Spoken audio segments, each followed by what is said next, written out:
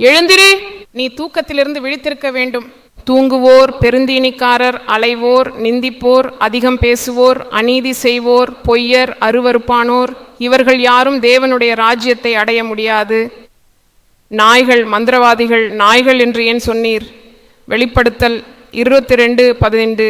நாயின் குணம் தன் வாந்தியை மீண்டும் தின்னும், செய்த பாவத்தை மீண்டும் மீண்டும் அதே பாவமாக செய்கிறான். தேவன் மன்னிப்பார் என்ற தவறான நம்பிக்கை, கிருபை கிடைக்கும் என்ற பயனற்ற எண்ணம், செய்த பாவத்தையே தொடர்ந்து செய்து நான் விசுவாசி என்ற பெயரை வைத்துக்கொண்டு இதனால் யாரை ஏமாற்றப் போகிறாய்? உனக்கு ஜீவன் வர வேண்டும். உன் வாழ்க்கையில் நீ மறுபடியும் உயிரோடு வாழ வேண்டும். நீ எழுந்து தூக்கத்திலிருந்து விழித்து கொள்ள வேண்டும். எபேசியர் புத்தகத்தின் 5வது அதிகாரத்தில் எழுதப்பட்டுள்ளது, நீயே எழுந்திரு, கிறிஸ்து உன் மீது ஒளிர்வார். எபேசியர் 5வது அதிகாரம் 14வது வசனத்தை பாருங்கள்.